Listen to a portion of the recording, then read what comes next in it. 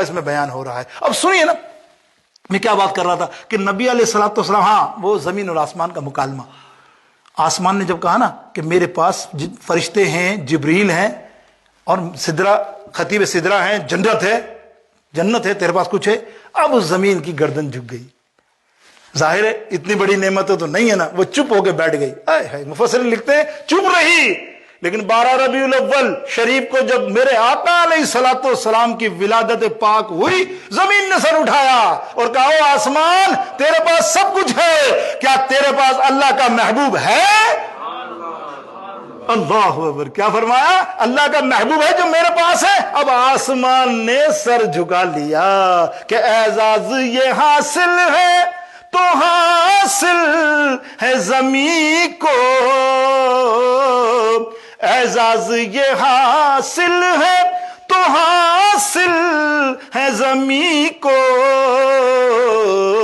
افلاک پہ تو گنبد خضرا نہیں کوئی۔ ارے سارے مخلوق کے شہنشاہی جب یہاں ہے تو اب جنت کیا؟ جنت کس کے صدقے میں بنی؟ جنت کے مالک تو یہ ہیں۔ اور بھائی جنت کا مالک جب یہاں ہو تو پھر کیا جنت فرشتے جن کی غلامی کریں وہ میرے آقا علیہ السلام جس در کی غلامی کرے۔ تو میرے دوستو بزرگوں، پھر آسمان نے اللہ رب العالمین سے التجا کی، یا اللہ یہ زمین نے آج دعویٰ کر دیا تو نے اپنا محبوب تو زمین پہ ہی مبعوث فرمایا، ہم کیا؟ تو یا اللہ جب تو نے فرمایا کہ معراج پہ تیرا محبوب آئے گا تو مجھے اجازت دینا کہ میں ان کے قدموں کو چوم لوں۔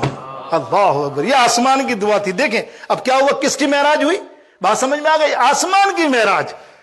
میرے نبی کی معراج تو لوگ کہتے ہیں نبی کی معراج نہیں، یہ آسمان کی معراج۔ اب آئیے میرے دوستو بزرگوں، اس واقعے کی طرف چلتے ہیں۔ پہلے دیکھتے ہیں کہ ایک اعتراض ہے، سب اعتراض مان لیے گئے معراج شریف کے تقریباً فرقے نے۔ ایک دو فرقے ہیں وہ سب، یہ سب میڈیا کے فرقے ہیں الٹے سیدھے، کیسے ہو سکتا ہے 5 منٹ 10 منٹ اتنی جلدی، اور یہ اور پھر 10 بہانے کہ خواب میں معراج ہوئی۔ اب ان بدبختوں سے پوچھو، خواب میں معراج، خواب میں اگر معراج ہوتی تو ابو جہل شور کیوں مچاتا؟ یہ تو ابو جہل سے بھی ختم بڑھ گئے۔ خواب میں معراج ہوتی تو ابو جہل نے شور کیوں مچایا وہاں؟ او صدیق اکبر سے تصدیق کر رہے ہیں، سب سے کر رہے ہیں، مذاق اڑا رہے ہیں، کیسے ہو سکتا ہے؟ اگر خواب تو ابو جہل بھی دیکھتا ہے، وہ خواب میں پتہ نہیں کہاں سے کہاں جا سکتا ہے بندہ، ٹھیک ہے نا، وہ سمجھتا خواب تو خواب ہے، اور یہ ابھی تک خواب میں پڑے ہوئے ہیں۔ حالانکہ بہت سے فرقے تائب ہو گئے ہیں اور مان رہے ہیں، اور وہ بھی معراج مناتے ہیں۔ اللہ کا کرم ہے، انشاءاللہ ہمارا عقیدہ سچ جائے تو قبر میں اور حشر میں پتہ چلے گا کہ کون سچا ہے۔ تو میرے دوستو بزرگوں، ہوا کیا کہ دیدار مصطفیٰ، اب اٹک گئے دیدار مصطفیٰ۔ اب نے کہا کچھ تو اعتراض رکھے نا، سب تک چلے گئے، ہاں مانا، سدرہ تک مانا، سب تک مانا، آخر میں مانتے کہ اللہ کا دیدار نہیں ہو سکتا، نیور۔ وہ چیلنج کر کے پوری کتابیں لکھی ہیں انہوں نے، موجود ہے، دیکھیں اب آج بھی لکھ رہے ہیں۔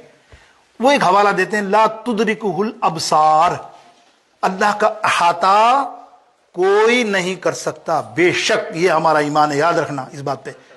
اللہ احاطے سے پاک ہے، اللہ شکل و شکل سے پاک ہے، اللہ صورت سیرت سے پاک ہے، بظاہر صورت سے پاک ہے، کوئی دیکھ سکتا نہیں، یاد رکھیے۔ لیکن ہم میں سے کسی عالم نے، کسی مفسر نے، ہمارے اہل سنت کے کسی بھی اٹھا کے دیکھ لو، کسی نے یہ نہیں کہا کہ اللہ کا احاطہ کیا جا سکتا ہے، نیور۔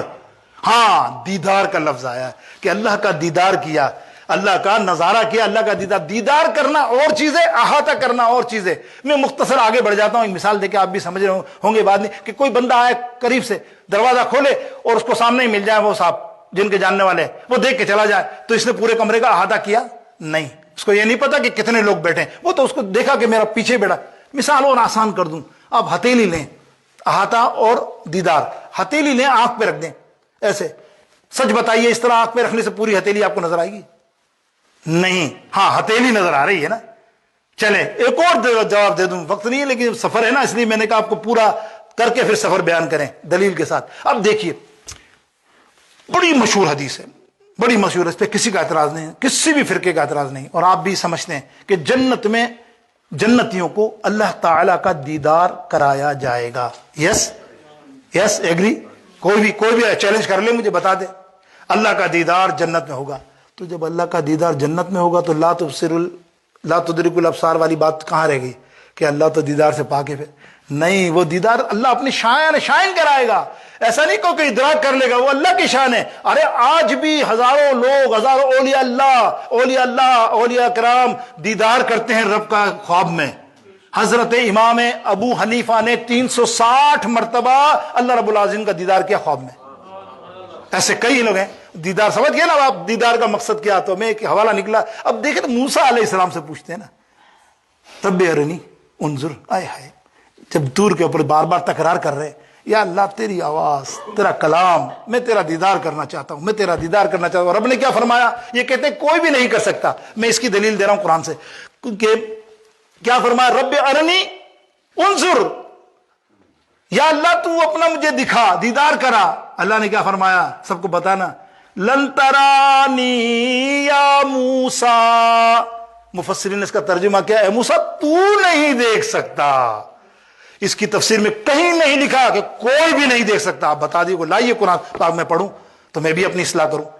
لکھا کیا ہے؟ لن ترانی یا موسیٰ، تو نہیں دیکھ سکتا. اس کا مقصد یہ ہے کہ کوئی ہے جو دیکھ سکتا ہے. وہ تو موسیٰ نے بھی سوال کیا، لیکن تو نہیں دیکھ سکتا. اس کا مقصد یہ تھا رب ارنی. میرے دوست بزرگوں، موسیٰ علیہ السلام نے، اب سنو میرے آقا کی شان سنو. بس ایک نقطہ آ گیا ذہن میں.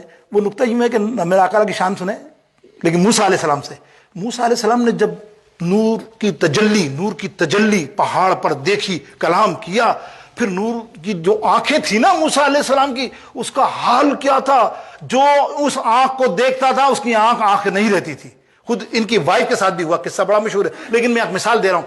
آپ اندھیری رات کے اندر بلیک اینڈ بلیک پہاڑ، دور کالا پہاڑ، سیاہ پہاڑ، اس کے اندر کالی چونٹی رینگتی تھی، چلتی تھی، اس کو بھی دیکھ لیتے تھے. نور کی تجلی دیکھنے کے بعد میرے موسیٰ علیہ السلام کا معاملہ یہ ہے.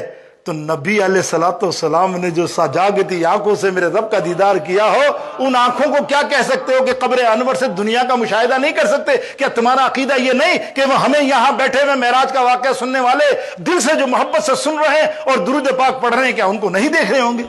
بے شک دیکھ رہے ہوں گے، صلی اللہ علیہ وسلم. میرے دوستو بزرگوں، تو کیا امام اعلیٰ حضرت نے اس کو پورا بیان کیا واقعے کو کہ موسیٰ علیہ السلام کو تو کہا لن ترانی، اور آپ کو معراج کے لیے کہا ہم خود آ رہے ہیں بندہ بھیجنے تجھے. استقبال، خود کو مہمان بنایا، دولہا بنا کر.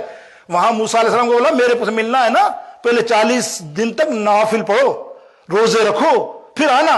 اور یا فرمایا ہے جبریل جانا میرے دولہا کو اوپر لے کر آنا. سبحان اللہ، ایسے نہ جانا، سجا کر جانا، بارات لے کر جانا اور جنت کو سجانا، یہ معاملہ تھا نا. تو کیا فرماتے ہیں اعلیٰ حضرت کہ تبارک اللہ ہے شان تیری، تجھی پہ زیبا ہے بے نیازی، کہیں پہ جوش لن ترانی، کہیں تقاضے وصال کے ہیں. کہیں پہ جوش لن ترانی، کہیں کہیں تقاضے وصال کے ہیں. اللہ اکبر. یہاں تو خود بلایا جا رہا ہے. وہاں محبوب علیہ الصلوۃ والسلام تو آرام سے لیٹے ہوئے تھے.